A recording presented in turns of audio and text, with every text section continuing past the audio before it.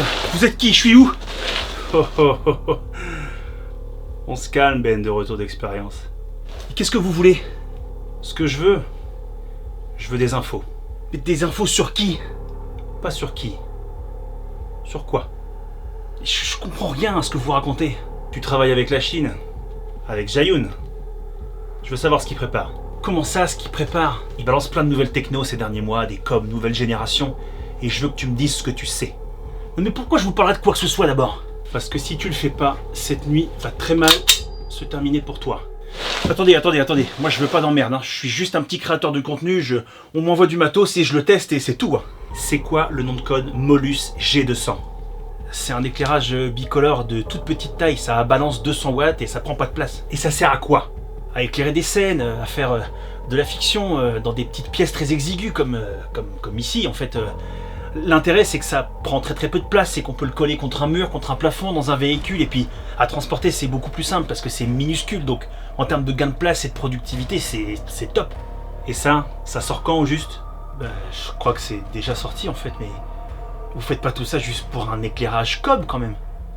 Tu trouves ça démesuré? Un peu. Votre flingue là c'est un faux, enfin je veux dire c'est pas une vraie arme, c'est juste pour mettre la pression, hein.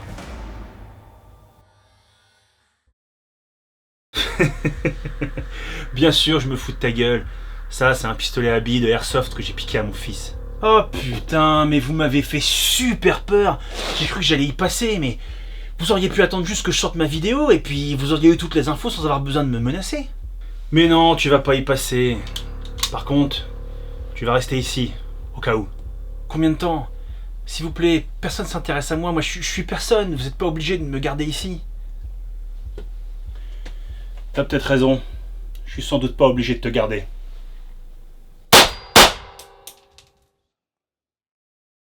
Salut, c'est Ben de Retour d'Expérience et on se retrouve après cette intro tournée exclusivement avec le Zhaiyun Molus G200.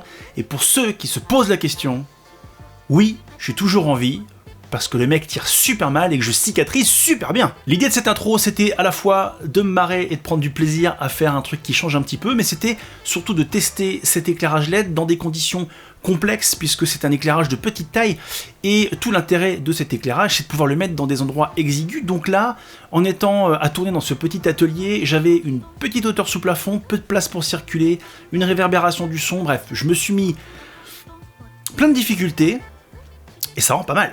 Et enfin, avant d'attaquer les choses sérieuses, petit point de traçabilité sur ce Zhaiyun G200. Zhaiyun me l'a envoyé gratuitement avec les mêmes conditions que j'impose à chacune des marques qui veulent bosser avec moi, c'est-à-dire, je ne veux aucune contrainte. Ils ne verront pas la vidéo avant vous, je dis ce que je veux et je fais ce que je veux du produit. Donc, si le produit est bon, je vais vous le dire, et s'il a des défauts, et il a quelques défauts, je vais vous le dire aussi. Niveau fiche technique, ce petit Molus G200 est un cob de 200 watts avec la possibilité d'un boost à 300 watts. 300 watts pour un si petit corps, c'est assez exceptionnel.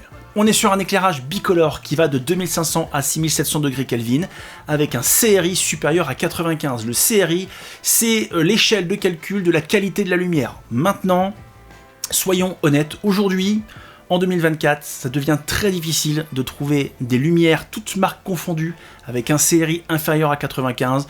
Globalement, la qualité de la lumière aujourd'hui avec les cobs sont à peu près égales. À peu près tout se voit à quelques points près. Les qualités de ce Molus G200 vont se trouver ailleurs. D'abord, je vais vous parler du packaging parce que c'est un des premiers trucs que j'ai trouvé cool avec ce Molus. C'est qu'il arrive dans une case semi-rigide qui contient le cob de très petite taille, le ballast, les câblages et le bol réflecteur. Et tout un système qui permet de sécuriser à l'intérieur. Vous avez des attaches velcro qui permettent de tout fixer, ce qui fait que même si votre case semi-rigide tombe, il n'y a rien qui va se décrocher, etc. Je trouve la petite mallette qui est fournie avec vachement bien, hyper pratique. Moi pour le coup, j'ai dû pas mal me déplacer avec et j'ai trouvé que c'était vraiment très pratique. Maintenant, pour parler du produit en lui-même, on va parler du cob. Le cob est 50 à 60% plus petit que ce qui se fait d'ordinaire. C'est tout l'intérêt de cette gamme de produits Molus chez Zhaiyun, c'est que vous avez un cob de toute petite taille. Il est fait en acier, alors je sais pas quel type d'acier, je dirais de l'alu. J'ai cru que c'était du plastique au début et en vérifiant, non, c'est bien de l'acier, mais c'était tellement léger que ça m'a surpris. On a une petite entrée d'alimentation propriétaire à Zhiyun, dont on parlera un petit peu plus tard, et une rotule qui va jusqu'à 180 degrés, qui elle aussi est en acier, c'est pareil, elle était toute légère, noire, j'ai cru que c'était du plastique, non, c'est de l'acier, c'est solide, il n'y a pas de souci, et donc vous pouvez incliner votre éclairage à 180 degrés, et ça c'est un petit plus que je trouve très cool. Et maintenant on va parler du ballast qui fait la même taille que l'éclairage Cobb, ça c'est plutôt cool. Il est construit dans les mêmes matériaux, donc a priori de l'aluminium, avec un refroidissement actif, donc vous avez un ventilateur à l'intérieur. Dessus vous avez 3 boutons, un bouton d'allumage que je trouve un petit peu cheap, et vous avez 2 boutons, 2 molettes de réglage, une pour la température qui permet de passer de 100 en 100, et une pour la puissance qui permet de passer de 1% en 1%, mais qui permet aussi, si vous appuyez dessus, de passer de 20% en 20% pour gagner un petit peu de temps. Un truc que j'ai beaucoup apprécié sur ce G200, c'est la possibilité de faire les réglages sur le ballast. Depuis un an et demi, j'utilise un éclairage SmallRig 120B, j'ai plus la référence exacte, dont je suis très content, mais qui a un gros défaut et qui vraiment est handicapant à l'usage, c'est que tous les réglages se font au cul du cob. Ça veut dire que là, ma lampe, elle est sur un pied qui monte à, je sais plus combien, là je suis à 2 mètres, 2 mètres 10, et que je suis sans cesse obligé de redescendre le pied quand je veux modifier un réglage, et ça, c'est super chiant. À l'usage, c'est très pénible. Alors, vous allez me dire, oui, mais sur cette lampe-là, on peut activer le Bluetooth, etc. Ça fonctionne pas. Moi, j'ai essayé avec 2 téléphones différents, je n'ai jamais réussi à connecter le Bluetooth à cette lampe pour pouvoir faire des réglages. Ce qui est possible, on y reviendra plus tard sur l'autre, alors que là, avec le G200, j'ai la possibilité de mettre mon éclairage en hauteur, je peux la mettre à 3 mètres si je veux, et j'ai quand même accès à mon ballast et à tous les réglages. Et ça, je peux vous dire qu'à l'usage au quotidien, quand on utilise une lampe, comme ce que je fais moi, quasiment tous les jours, toutes les semaines, je vous promets que ça fait une énorme différence, et là-dessus, Zhiyun, bien joué. Alors je parlais du Bluetooth juste avant, et un des points cool aussi qu'il y a avec cette Zhiyun, c'est que vous pouvez connecter votre smartphone en Bluetooth à votre lampe, et changer la température de couleur, la puissance, activer le boost mode, vous pouvez faire tous vos réglages avec votre téléphone. Vous allez me dire, oui mais on s'en fout, on a le ballast, etc. Ouais, mais des fois on est sur des tournages où on est à la fois au four et au moulin, et on est un peu loin, on peut être à 10 mètres avec la caméra, faire le point, et là on peut dire, ah attends, il y a un truc qui va pas. Plutôt de se déplacer, vous connectez votre smartphone, vous changez votre réglage, vous adaptez votre image sur votre caméra.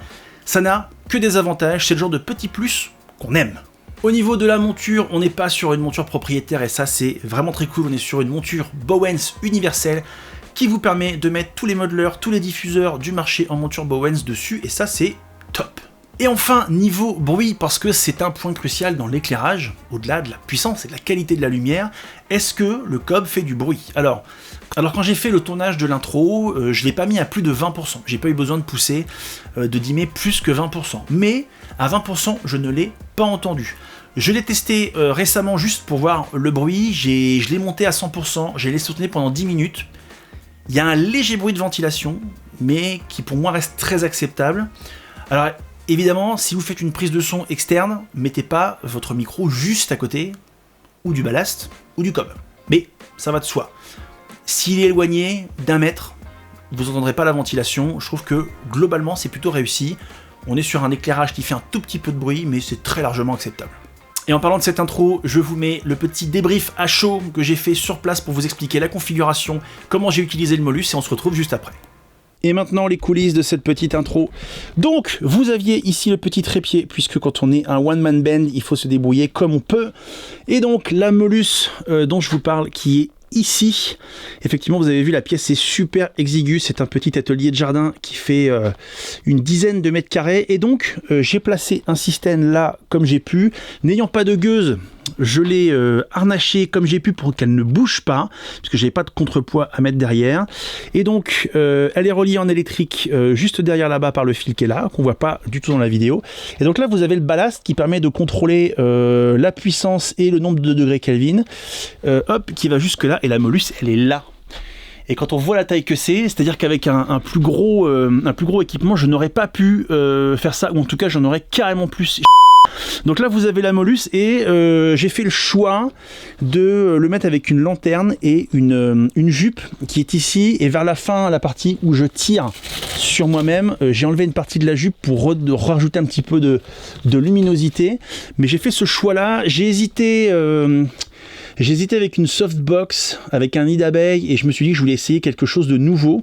Donc voilà. Alors Elle a été à grosso modo 20% de sa puissance, cette petite Molus là, et je ne l'ai jamais entendue. Alors je ne l'ai pas du tout exploité au max de sa puissance puisque j'ai décidé de tourner de nuit dans un petit environnement, donc j'avais pas besoin de beaucoup de patates, mais du coup, sachez qu'en tout cas à 20% de la puissance, jamais je n'ai entendu ni la ventilation qui est ici, ni la ventilation qui est là. Le seul bruit parasite que vous avez pu entendre, c'est un congélateur qui est juste derrière ici. Mais voilà, ça permet quand même, et là c'est pour ça qu'en fait j'ai fait cette vidéo. L'objectif c'était de vous montrer dans un espace exigu, je vais essayer de vous reculer un peu, d'essayer de vous montrer dans un tout petit espace, quand on n'a pas le choix, quand on n'a pas les volumes qui nous permettent de mettre de plus grosses lumières, à quel point ce type de techno, ce que Zhiyun a fait, c'est quand même vachement bien, parce que là en termes de taille vraiment, enfin, je veux dire on est vraiment pas épais quoi, on est moins épais qu'une plaquette de beurre, c'est pour vous dire un petit peu, c'est minuscule. Donc voilà les coulisses de ce petit tournage. Je dois dire que j'y ai passé pas mal de temps finalement à le faire, parce que c'est pas simple de faire tout ça tout seul dans un environnement aussi petit, mais j'ai réussi. Voilà, j'espère que ça vous sera utile. Et alors là vous allez me demander, mais Benjamin, ce G200 a-t-il des défauts? Et je vous répondrai que oui. Les parties mobiles et les parties amovibles sont faits en plastique et ne sont pas de la même qualité de construction que le reste de l'éclairage. D'abord, le bouton d'allumage que je trouve un petit peu cheap, ça je vous l'ai dit tout à l'heure. Les boutons de réglage que je trouve aussi, je dirais pas cheap, mais enfin, on sent que c'est léger et avec beaucoup de déplacement. Je pense que si le ballast prend un coup mal placé, le bouton il saute et du coup vous êtes bloqué. Alors il restera toujours le Bluetooth, on est d'accord, mais pour les réglages manuels, ce sera foutu. Moi, le point qui m'inquiète le plus, mais c'est à voir dans le temps, c'est le système d'alimentation, la broche propriétaire qui permet de relier le ballast à l'éclairage cob, et c'est ça qui me fait un peu peur. On est sur un embout type un petit peu XLR, mais beaucoup plus petit, avec 6 ou 8 broches à l'intérieur, et qui est en plastique. Et ça, j'ai peur qu'à force de brancher et débrancher, ce que j'ai pas mal fait déjà, alors ça n'a pas bougé pour le moment, mais ça fait 6 semaines que je teste l'éclairage. Pour l'instant ça va, mais j'ai tendance à penser que si vous vous déplacez beaucoup, si vous fixez mal votre lampe, qu'elle tombe un petit peu ou qu'elle prend un choc au niveau de l'alimentation, je pense que ça peut rapidement casser. Et là pour le coup, si l'alimentation est pétée, comme le câble d'alimentation et la broche sont reliés au ballast, il faut changer le ballast. Donc autant vous dire qu'il faut changer la lampe. Si vous êtes sur un usage entièrement studio, vous n'avez rien à craindre. Si vous ne bougez pas la lumière, il n'y a aucun risque, la lampe vous durera 1 milliard d'années. Si vous faites beaucoup de reportages, beaucoup d'interviews, que vous vous déplacez énormément, que vous faites de la fiction, que vous êtes tout le temps en train d'emballer, déballer, remballer, le risque, il est là. Alors j'en ai parlé avec un copain à moi qui a acheté le G200, et je voulais avoir un petit peu aussi son avis, et lui, il me dit qu'il n'a pas constaté de fragilité spécifique à ce niveau-là, il a le sentiment que globalement c'est assez résistant. Donc voilà, moi je vous donne mon point de vue, moi j'ai le sentiment que c'est un point de fragilité, ça veut pas dire que ça va casser au premier coup, ça veut dire que je trouve que c'est un point de fragilité. Lui, il me dit que globalement, il trouve que c'est relativement quali. Voilà, vous aurez les deux avis, je vous laisserai vous faire le vôtre. Et alors, est-ce que je vous recommande ce Zhiyun Molus G200? Ouais, carrément. Carrément, je vous le recommande à 100%, il n'y a pas de problème. Une telle puissance pour 399 €, parce qu'on l'a pas dit, mais il coûte 399 €. Une telle puissance dans un corps si petit, qui fait si peu de bruit, c'est relativement imbattable. Zhiyun, ils sont arrivés dans la lumière il n'y a pas si longtemps que ça, et dès qu'ils sont arrivés, ils ont dit bah nous, on va faire les mêmes produits que tout le monde, mais on va les faire 50% plus petits. Alors aujourd'hui, tout le monde se met à faire pareil. C'est assez marrant de voir toutes les marques popper, tous les tout petits éclairages qui arrivent, mais Zhiyun était les premiers, ou en tout cas dans les premières grosses marques, à produire des éclairages de cette qualité avec un form factor si petit.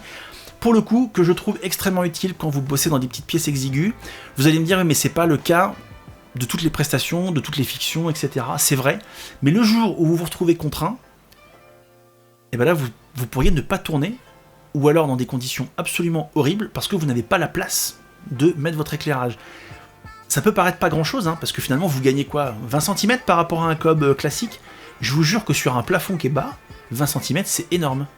Moi, quand j'ai fait mon tournage, j'ai décidé de mettre une lanterne. Pourtant, c'est pas une grosse lanterne, hein. Je crois que c'est une 45 cm, donc c'est vraiment pas ce qu'il y a de plus gros.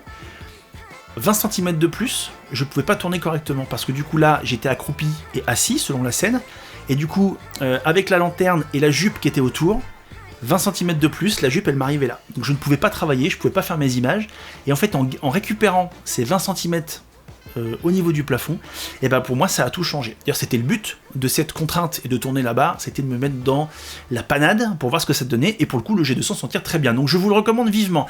Dernier petit point, je vous recommande aussi une vidéo qui a été faite sur ce Zhiyun Molus G200 par Chris Filmmaker, qui est un créateur de contenu que j'aime bien, que je regarde régulièrement, qu'il a eu en test aussi il y a pas longtemps, et qui a été un petit peu plus loin dans l'usage et l'intérêt de la lumière, de façon générale, mais au travers de ce G200. Je vous mets le lien par là, ou par là, je crois que c'est par là, et je vous le mets en description, je vous invite à aller voir la vidéo, elle est plutôt cool, et à vous abonner parce que c'est un mec plutôt intéressant. Voilà, c'en est fini pour moi, j'espère que cette vidéo vous aura été utile et qu'elle aura répondu à toutes les questions que vous ne vous posiez pas. N'hésitez pas à vous abonner, à mettre un petit pouce, à aller sur mon Instagram, et en attendant, prenez soin de vous. Salut!